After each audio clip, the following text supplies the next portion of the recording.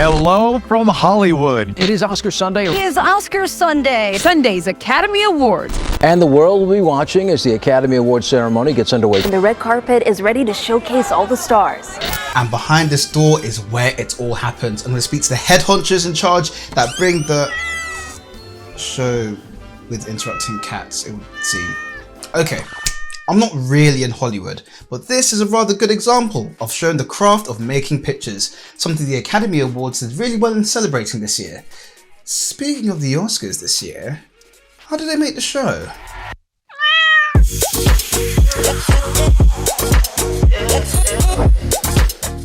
It's the world's longest running awards show, televised live from Hollywood.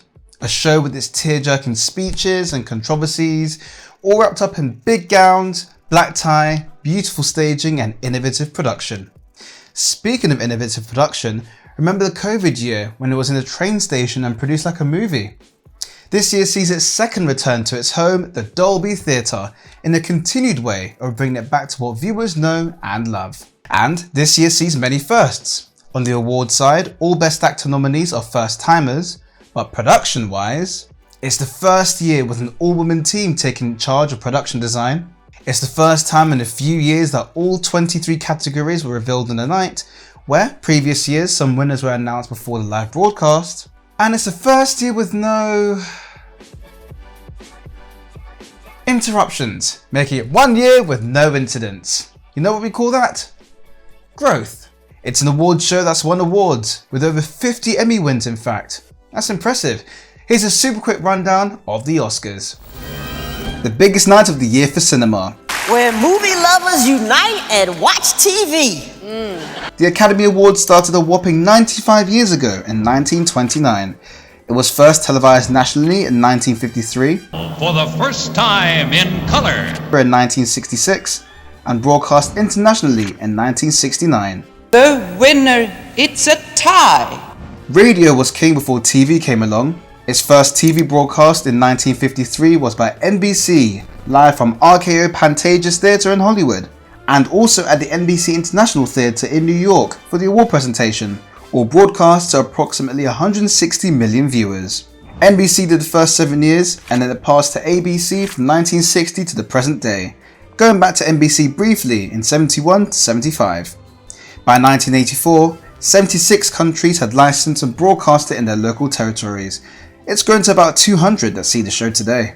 It's had some major broadcast changes and hits over the years, from postponements out of respect for assassinations, and even 2003's show had a lavish red carpet, downsized to a space directly in front of the theatre when US forces invaded Iraq a week earlier. You probably noticed there was no fancy red carpet tonight. That'll send them a message.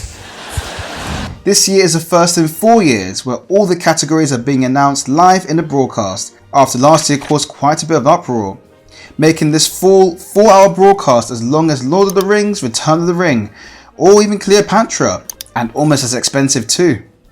Across the Oscars, pre-show, digital show and international feeds, there's coverage of 55 cameras, more than 20 technical support and office trailers, and 12 mobile broadcast units are used in the production. All of this taking 30 days to load, set up, rehearse, and eventually strike the show. It's a show that requires a lot of cable, with 14 miles of fibre optic for broadcast infrastructure and 18 miles of data and power cable just to light the show. And the show is only as good as the people that run it, taking up to 5,000 broadcast technicians, stagehands, and associate directors to run the show. It's long and it's pricey. Speaking of that price tag, the Oscars prides itself on not just being the longest running awards show, but also being one of the most luxurious looking on TV. From elaborate moving LED screens, to spinning sculptures, 40,000 roses and that crystal cloud, to the multi-dimensional layout with 13,000 Swarovski crystals and immersive group seating. Keeping that energy up, this year was draped in opulent tones of gold and bronze. Even the champagne carpet also got a look in. But we'll get to this. The ceremony had a distinct Art Deco feel, taking us back to the golden age of cinema. Our goal was to create a set that was a love letter to cinema. That's Alana Billingsley, Together with Misty Buckley, they make up the first ever women-led production design duo of the Oscars, with Misty having production design credits including televised music shows for Ariana Grande and Coldplay, Stormzy at Glastonbury, and last year's Commonwealth Games ceremonies, just to name a few. And Alana Billingsley, who's no rookie to the awards show game, being art director on the Emmys and the Grammys. She's been art director on 6 previous Oscar ceremonies, earning 5 nominations and winning 2 of them. This year, the brief was really to create a space that would celebrate all of the crafts. Everyone that is part of the movie making community is equally celebrated, and that it's an opportunity to tell the story of people whose work isn't quite as obvious as, actors. In place of Swarovski crystals, the sparkling detail came from realistic screen content, from Art Deco wings and lamps, and categories displayed as classic cinema signage. We celebrated classic movie palaces and social salons, and we looked at the architecture of gathering spaces. We were trying to imagine the Dolby as if it maybe had once been one of those grand ladies of cinema of old. Over 3,500 square feet of high-density LED was used, reaching around the back of the set and out to the audience. Balcony elements even getting the treatment too. This cleverly used physical elements to blend it all together, and the stage LED screen also became 3-dimensional as it moved up and down to reveal scenery and also to headline each category. Now, one of my favourite bits of the production design were the seats lined with LED strips, matching the mood and the colour of the set, and seemed to pull the design from the stage to the rest of the theatre, especially when it does this. But it wasn't all just graphics, as explained here by executive showrunner Ricky Kirshner. We'll also be showing how a film comes together. What does a production designer do? What does a costume designer do? Instead of a presenter coming out and just saying those words, you'll see it visually throughout the night. And so you'll really see by the end of the night how a movie is made.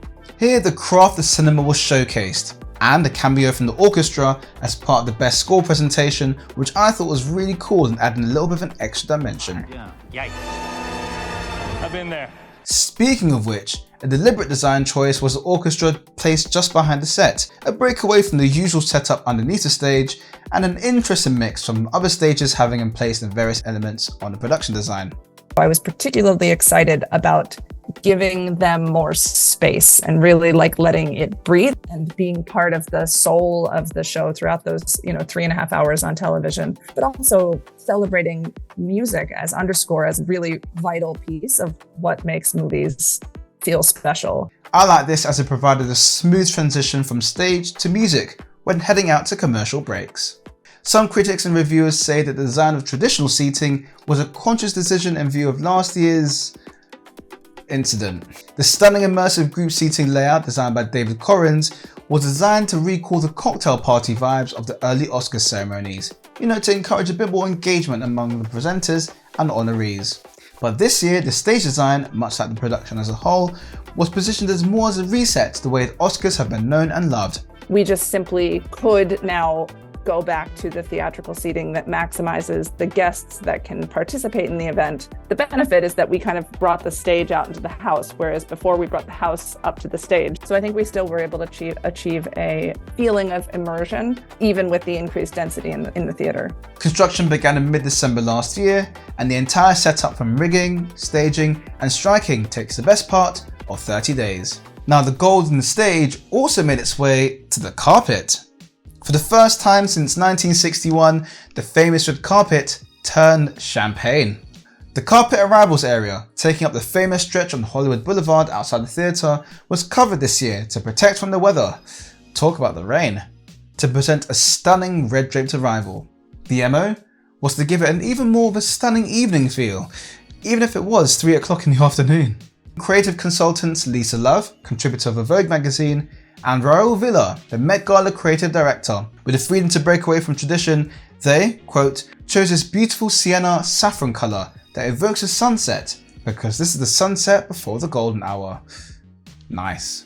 Now what I love is, like all things Oscars, it made the news headlines, with all the media hype, even Jimmy Kimmel delivering some of the banter. Shows how confident we are that no blood will be shed. Capturing the big rollout of the champagne carpet, all of its incredible 900 feet length. It appears to have taken some inspiration from the Emmys gold carpet and the Golden Globes' wait for it, grey carpet. I guess it made sense. Now this was another change to the bigger, wider narrative changes of the ceremony, where this year saw no fan bleachers, decreased and removed since 2020. So, all well and good if you were there in person, but how about if you're watching from home?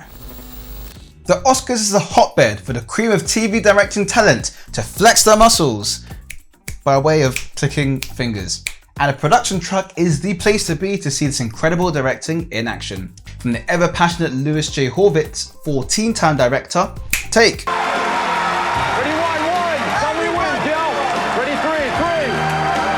Ready, 6, 6. And stand by and out. What a fucking opening!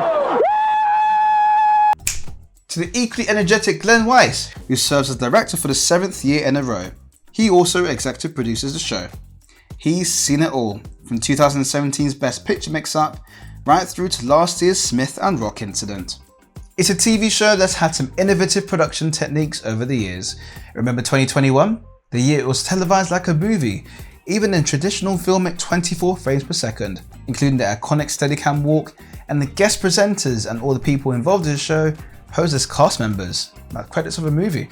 2022 brought in some new technology to get even closer, including the spider cam used for the very first time, and a remote controlled tower camera, really bringing the speaker front and center on screen. This was remote controlled and followed a magnetic strip under the surface to allow it to move around freely. Not a distant world away from the world famous Steadicam, which is a staple in these ceremonies, which also won an award for its invention back in the 1970s. This year brings a few of the technologies back and elevates it even further.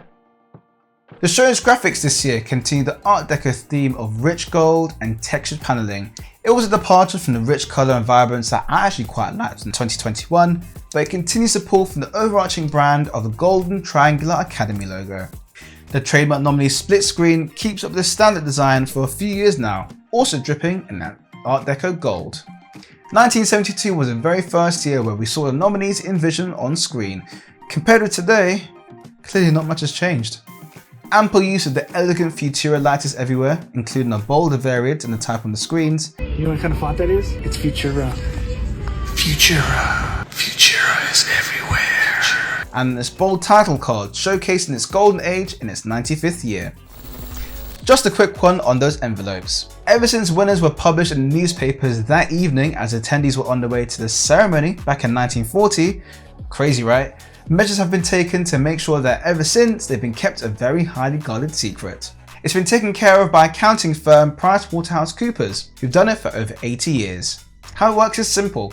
2 accountants are present with briefcases, each with an identical set of envelopes containing the names of the winners. Then you see them on the red carpet where they're very businesslike carry-ons. I wonder if they're for sale. Asking for a friend. The accountants take secret separate routes each to the ceremony, and they also have tucked up police protection, so the chances of tackling them down are very slim. Now before all of this, all the ballots are counted and done in a top secret location, and the 2 selected accountants memorize each of the winners before being absolutely forbidden to write anything down. A 3rd set of the envelope winners is prepped and kept in a secret location. On the night, the accountants stand in the wings of the stage. Award presenters usually come to stage right a few moments before the category, and this is where the accountant gives them the correct envelope, and off they go. Now, remember 2017? I want to tell you what happened. And tell us you shall. 2017's famous La La Land Moonlight mix-up was due to human error, with one of the accountants not quite paying attention, mistakenly handing the wrong envelope.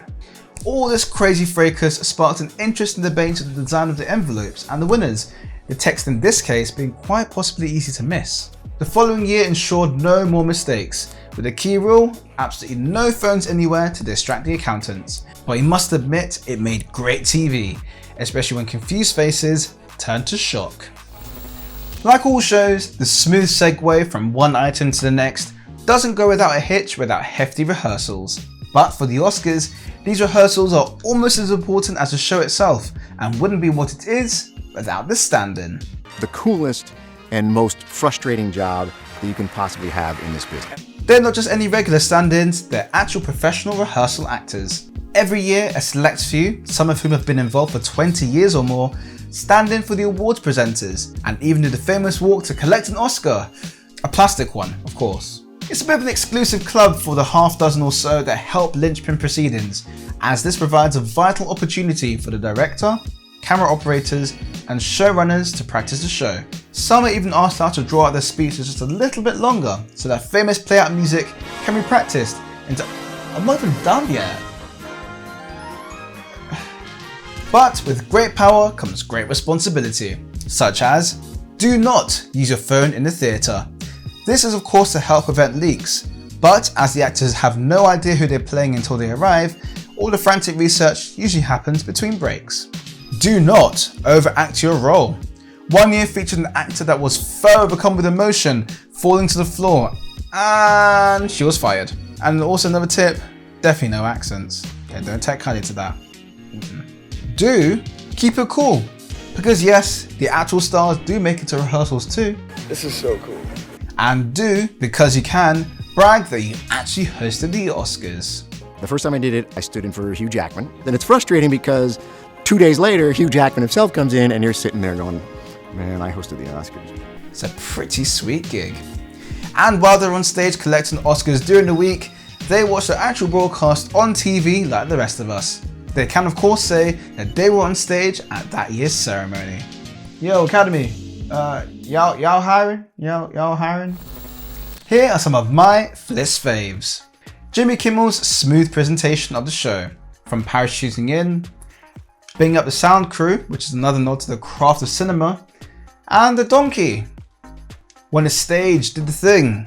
It did the thing, going into and out of the Best Picture nominations.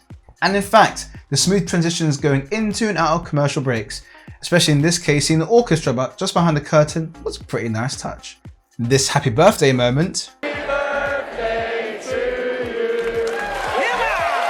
this RRR Carpenters moment, and must put me on the top of the world, this super excited Ke Huy Quan moment, and the very apt shout out to Angela Bassett. Hey auntie.